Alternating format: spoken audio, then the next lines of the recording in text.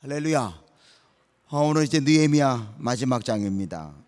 이제 대부분의 표제어가 느헤미야의 개혁이다라고 이렇게 표현되어 있습니다. 느헤미야가 사실은 52일 만에 성벽을 재건하고 또 이스라엘 사람들이 신앙을 회복하기 원하는데, 오늘 말씀을 보면 이 예루살렘 이쪽에 총독으로 내려와 있다가 아닥사스다 왕의 이제 명령을 받고 잠시 이제 그 자리를 비웁니다. 근데 갔다 왔더니 말이지 이게 또 엉망이 되어 있는 거예요. 그래서 다시 그 신앙을 새롭게 하고 있는 부분들. 그래서 여기 오늘 13장에 작게 보면 한 6가지, 또 통합해서 보면 한 5가지 정도가, 또 이렇게 또 나누어 보면 하나는 결국은 한마디로 말하면 말씀을 아주 순수하게 지킨다는 것인데, 오늘 그 말씀 가운데 우리가 우리의 신앙을 어떻게 개혁하면 좋을까, 또 우리가 느헤미야를 통하여 주님이 주시는 음성을 이 새벽에 들을 수 있기를 소원합니다. 먼저요, 우리가 하나하나 뭐 6가지 7가지 기억할 수 없으니까 큰 틀에서 한 가지 원칙을 볼 거는요, 우리가 하나님의 말씀을 어떻게 보느냐라고 하는 눈이 중요하잖아요. 먼저 제가 성경을 읽고 좀 설명을 드릴 텐데요, 1절을 먼저 같이 한번 읽어보실까요? 1절입니다. 시작. 그날 모세의 책을 낭독하여 백성에게 들렸는데 그 책에 기록하기를 암몬 사람과 모압 사람은 영원히 하나님의 총회에 들어오지 못하리니. 성경에 보니까 모압 사람들 데리고 들어오지 말아라 그렇게 돼 있단 말이죠. 그랬더니 암몬 사람 모압 사람을 데리고 들어오지 말라 그랬더니 이 성경을 읽고 어떻게 하고 있느냐, 3절을 읽어보실까요? 3절입니다. 시작. 백성이 이 율법을 듣고 곧 섞인 무리를 이스라엘 가운데에서 모두 뭐 했어요? 분류했어요. 그건 아주 그냥 그 옛날에 쓰여진 거지. 우리가 포로로 잡혀갔다가 이게 70년 만에 돌아왔고, 우리가 피가 섞여도 얼마나 섞여도 이 짓 안 했다는 거예요. 하나님의 말씀을 그대로 믿었다는 것입니다.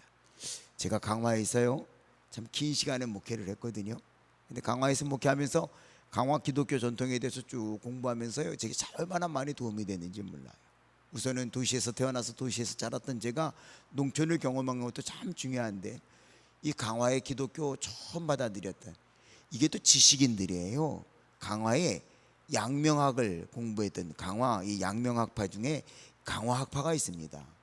이제 그 후손이 지금 정희수 감독님이 UMC 감독인데 이 정제주라고 하는 사람의 후손이거든요. 그러니까 정제두가 강화에 들어가고 양명학을 하면서 이 요즘 말로 하면 서울대학 출신들이 다 모인 거라고 봐도 과언이 아니에요. 유학파가 모였다고 해도 과언이 아닌데, 그들이 기독교를 먼저 받아들여요. 그러면 여러분 어떨까요? 그분들이 자기들 자의적으로 성경을 해갖고 이건 말도 안 돼 이렇게 믿었을까요? 아니에요. 그분들은요 오히려 더 성경대로 믿은 거예요. 어느 날 성경을 읽다 보니까 탕감해준 이야기를 읽고요, 부자가 양반이 통회하는 거예요. 내가 나쁜 놈이구나, 탕감해줘야지. 예수님 비유를 들었는데 그 즉시 뭐 내일로 미루지도 않고요, 그 즉시 자기한테 돈 빌려간 사람들 다 와갖고 불러갖고요 탕감해 줬어요, 그대로. 그러니 강화가 얼마나 뒤집어지겠습니까? 양반들이, 그것도 뭐 양명하고 공부했던 사람들이, 뭐 요즘 말로 하면 서울대 출신 유학파들이 모여갖고 예수 믿더니 돈 빌려준 거 다 탕감해 준다고 그러단 말이죠. 또 심지어는요 이런 일도 있던 게 기독교 강화 기독교 역사에 있는데, 예수님이 소경된 사람 진흙을 이겨서 이렇게 발라서 기도했잖아요. 그거 보고요 동네에 소경된 사람을 찾아가서 이루라고, 성경에 보니까 예수님이 진흙을 바르고 기도했더니 눈 떴다고 이루라고 진흙을 바르고 기도해 주는 일이 있었고요. 하여튼 성경을 읽다가요 성경 말씀대로 살았지, 성경을 자의적으로 해석하고 요즘 뭐 신학적으로 해석하고 그러지 않았단 말이죠.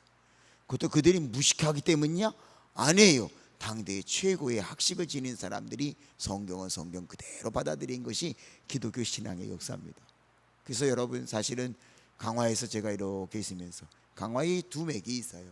그 식자층이, 배운 분들이 성경을 그렇게 그대로 받아들였던 층이 있는가 하면, 또 한측은요 저 온술이라고 하는 데를 중심으로 해갖고는 영성운동이 강하게 일어나요. 그것도 목사님들이 한 게 아니라 평신도들이 일제하잖아요.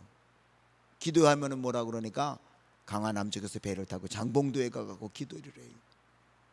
평신도들이 말이죠. 막 성령의 역사가 얼마나 강한지 말이죠. 끝마치고 나와서는요 만이산 개미혈이라고 하는 중턱이 있는데 그 개미혈에 모여서 마지막 기도회를 했어요. 일본 수사들의 귀에는요 그게 호랑이 울음소리로 들렸답니다. 성도들의 기도 소리가 말이지.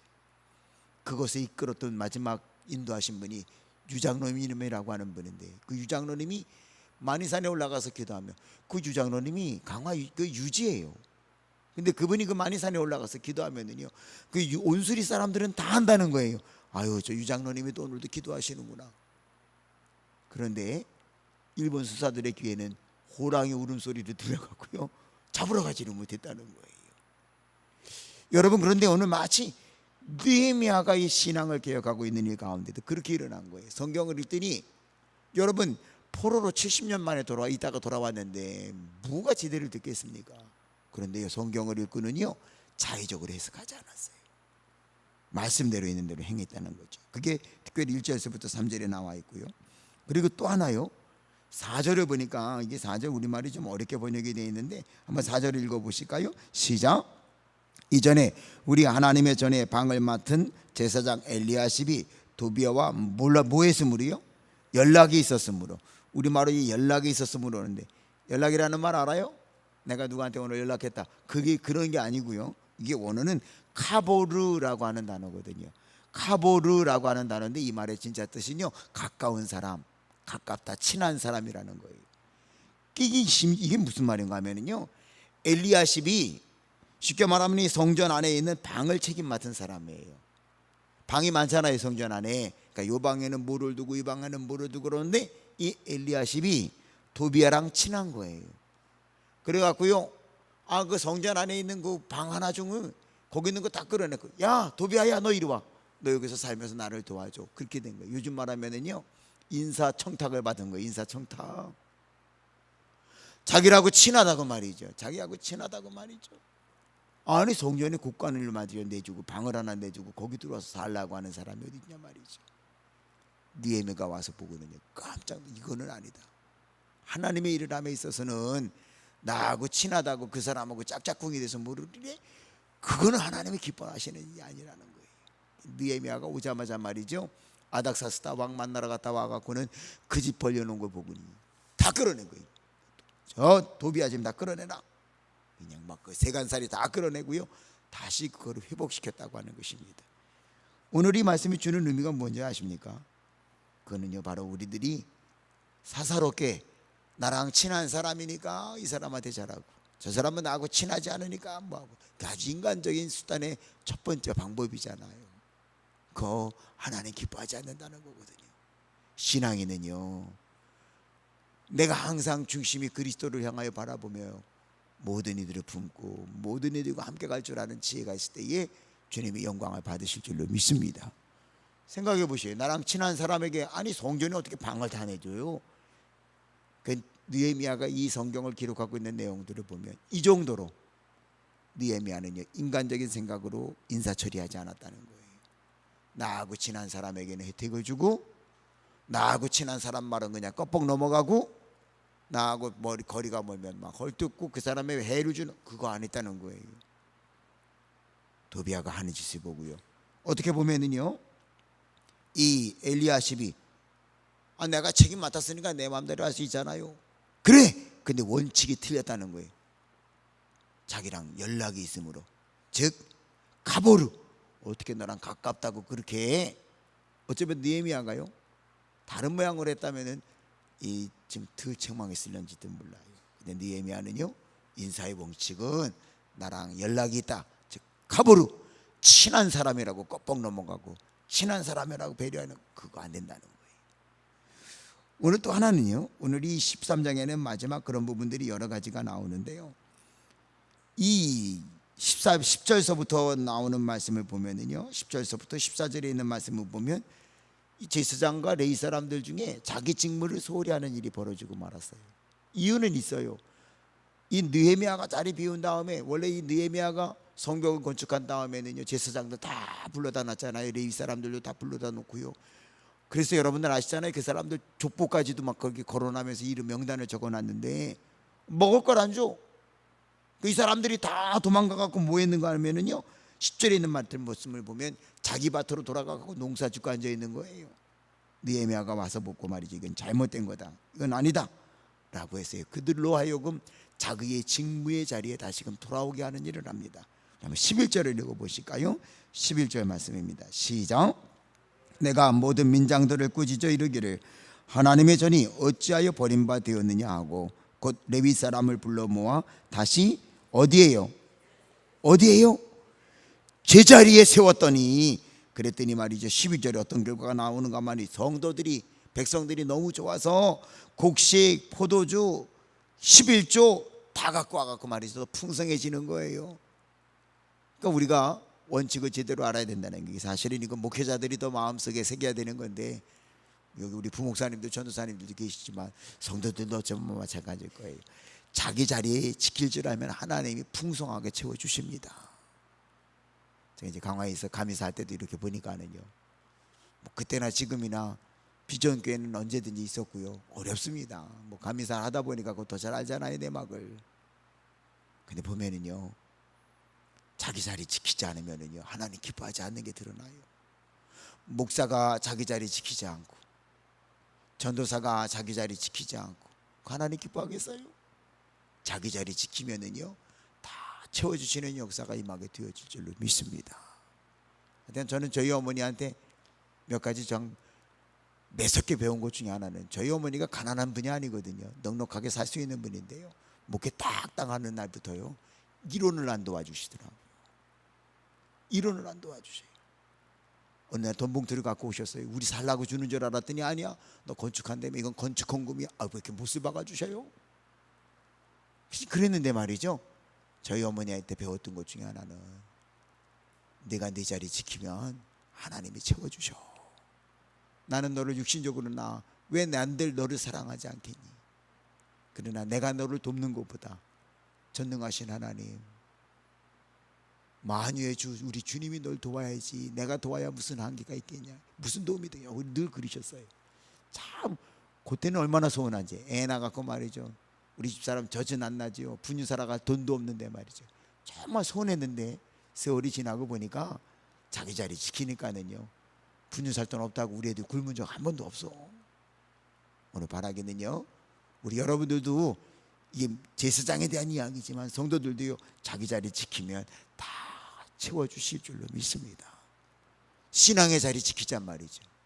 자기 자리 지키러 돌아왔더니 다 채워주잖아요. 이게 바로 이 느헤미야가 행했던 개혁입니다. 말씀대로 해서요, 사사로운 인간적인 관계로 인사 행하지 아니했고요, 그리고 자기 자리 지키지 못했던 사람들 다 자기 자리로 돌아오게 했어요. 사실은 이것이 상당히 중요한 것인데요, 이 일을 하고 나서요, 이제 우리 하나만 더 보고 기도할 텐데, 이 뒤에 안식일을 지키는 일과요, 결혼, 제사장들이 이방 여자들과 결혼해갖고요, 말도 통하지 않아. 오늘 말씀 보면 그게 나오거든요. 도대체 왜 이 우리 히브리 말을 못해? 그랬더니요, 이방 여자하고 결혼하니까 이 방언하는 거, 이방 나라 말만 하지 자기 이 유대인들이 쓰는 히브리어를 다 잃어버리고, 이거 보고 야단을 친 거, 이거 안 된다. 그랬는데 이거를요, 잘 정리한 말씀이 14절이에요. 우리 14절만 마지막 한 절 더 읽고 우리 말씀을 정리해 보겠습니다. 14절입니다. 시작. 내 하나님이여, 이 일로 말미암아 나를 기억하옵소서. 내 하나님의 전과 그 모든 직무를 위하여 내가 행한 선한 일을 도말하지 마옵소서. 아멘. 지금 이 느헤미야가 행하고 있는 이 모든 개혁의 결론이 14절이에요. 하나님, 내가 말씀대로 행했고요, 먼저는요, 이 도비야 성전 안에서 내쫓았어요. 내가 내 욕심을 위해서 한 거 아닙니다. 사사롭게 엘리야십이 자기 친하다고 잘못된 인사였잖아요. 내가 그래서 정리한 거고요. 또요, 하나님, 내가 보니까 레위인들이 자기 자리 지키지 않았어요. 내가 그들 다 돌아오게 하고 야단도 좀 쳤습니다. 하나님, 그리고 이제 뒤에 나오는 15절서부터 말씀에 긴 거는요, 안식일을 지키게 하는 일을 해요. 안식일 날 장사하고 난리가 난 거예요. 또 한번 그러지 말랬더니 성문 앞에 와갖고 기다리고 있어, 안식일 지나기를요. 이게 도대체 너네들 뭐 하는 거야? 너 그네들 그러면 다 잡아들일 거야? 호통을 쳤더니 그게 다 없어졌는데, 하나님, 내가 안식일 잘 지키라고 그런 거고요. 제사장들 이방 여자랑 제발 결혼하지 마라. 그거는 단순히 내가 요즘 말하면 국제결혼 반대하는 게 아니고, 국제결혼 해봐, 너네들 히브리 말도 잃어버리고 신앙 까먹으니까 그렇게 된 거야. 내가 이 일을 했는데 왜 했느냐? 14절의 말씀을 보니까 내 하나님의 전과 그 모든 직무를 위하여 내가 행한 선한 일이었다는 거예요. 오늘 이 말씀을 이제 한번 다 정리해보고 우리 기도하시자고요. 우리가 신앙생활 하는데 교회 안에서도 목회하다 보니까 별일이 다 있어요. 도비야 사건 요즘도 교회 안에 있다니까는요. 어떤 후배 목사가 와서 그래요. 아유 목사님, 나는 이 교회 건축하다 아주 시험 들었어요.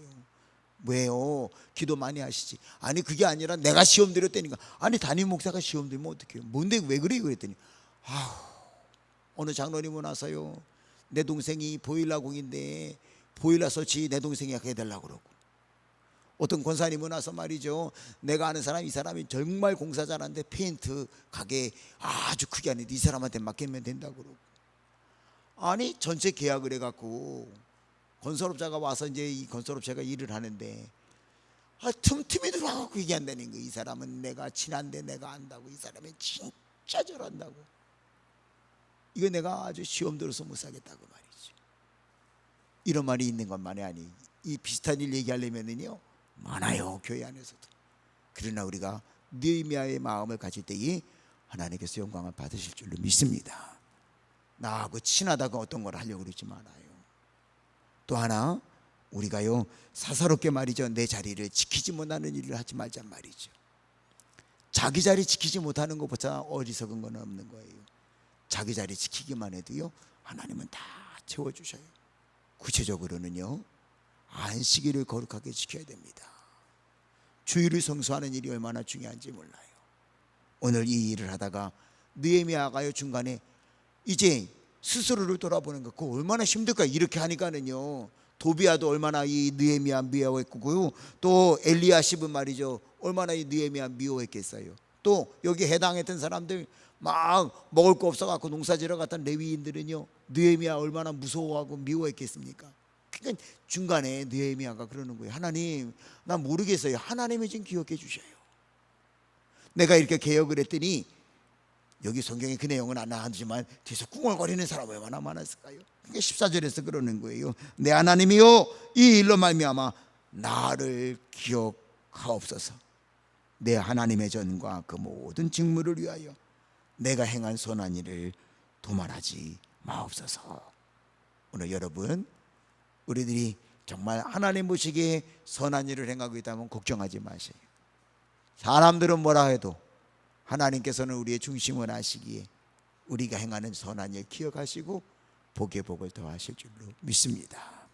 내가 개혁해야 될 신앙의 중심은 무엇인가를 돌아보시며 이 아침에도 간절히 기도하시되 느헤미야가 14절에서 외치고 있는 것 기억하셔서, 하나님이여, 이 일로 말미암아 나를 기억하옵소서. 내가 흔들림 없이 내 자리를 지키며 신앙을 개혁하겠나이다. 함께 기도할 수 있는 저와 여러분 모두가 되어줄 수 있기를 주의 이름으로 축원합니다.